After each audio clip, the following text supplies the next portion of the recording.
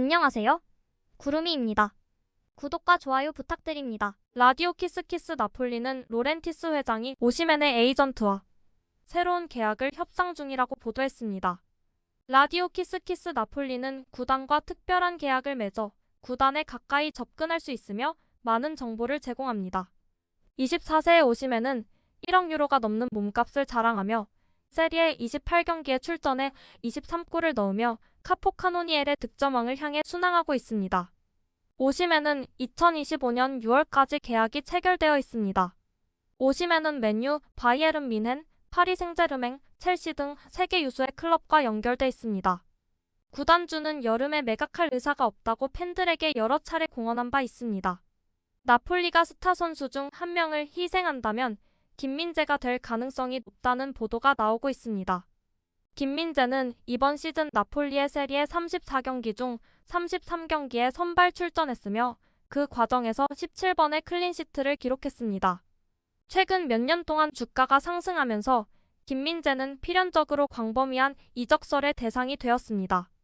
하지만 김민재가 특별히 좋아하는 이야기는 아닙니다. 지난 3월 맨유 이적설이 불거졌을 때 한 말이 있죠. 아시다시피 그런 소문은 전혀 사실이 아닙니다. 저는 제 팀에 집중하고 싶습니다.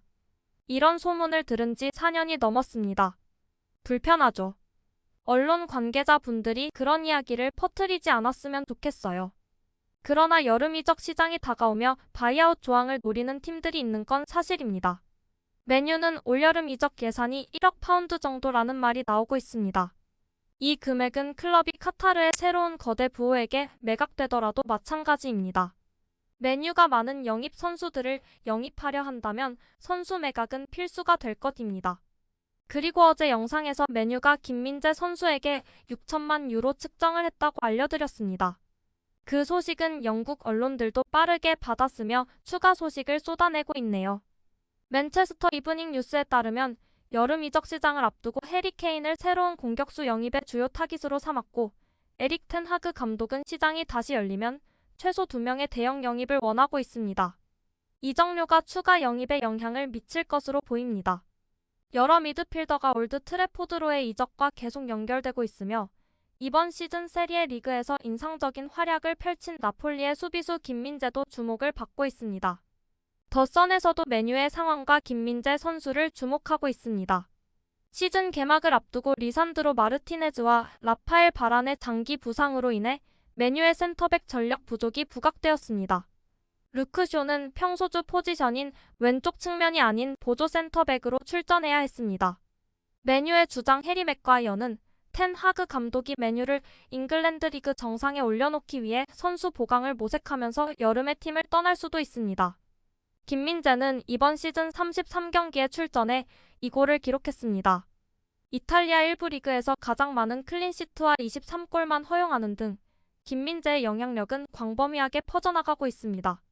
맨유는 오시멘도 주시하고 있는데 23골로 득점 차트 1위를 차지하며 우승 트로피를 거머쥔 후 많은 구애자가 있을 것으로 보고 있습니다.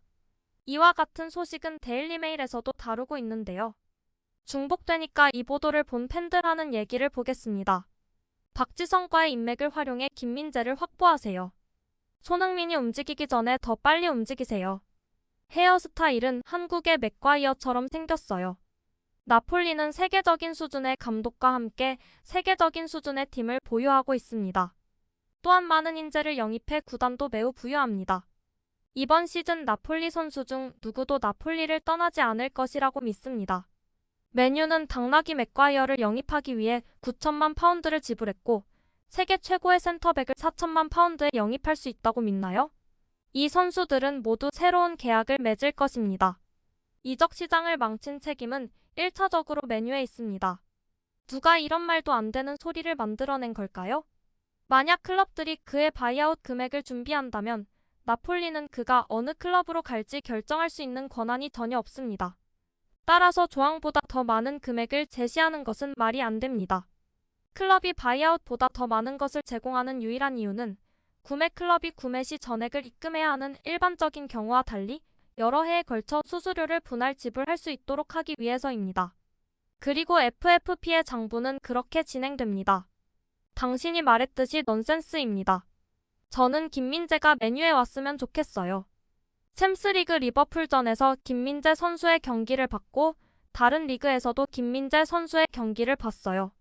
김민재 선수의 플레이를 본 적이 있다면 키가 190에 빠르고 헤딩력이 좋으며 넓은 지역을 커버하는 수비수라는 걸 알 것입니다. 맨유에 오면 전 맨유 선수 박지성으로부터 맨유에 대한 조언을 받을 것이며 맨유에서도 필요한 자원이 될 것입니다. 김민재 선수의 이적설이 나오면서부터 대체 선수가 전보다 더 많이 거론되고 있습니다. 코리에레 델로 스포르트는 나폴리의 수비수 김민재의 미래에 초점을 맞추었고 맨유로 향할 경우 나폴리가 관심을 가질 선수를 공개했습니다. 그중 한 명은 바로 아탈란타 출신의 19세 조르지오 스칼비니 선수입니다. 그는 많은 일을 할 줄 알고 수비에 구멍이 생길 경우 빠르게 메울 수 있는 잠재적인 선수에 속합니다. 그리고 또 유니온 베를린의 다니로 도키를 소개했습니다. 김민재가 떠날 경우 다니로 도키는 진지하게 고려되는 선수입니다. 내년 6월에 25세가 되는 이 네덜란드 수비수의 측근은 최근 몇 주 동안 인터 밀란뿐만 아니라 지온 톨리가 그를 쫓고 있다는 사실을 알렸습니다. 파브리지오 로마노 기자도 이 선수가 좋은 선수라고 하네요.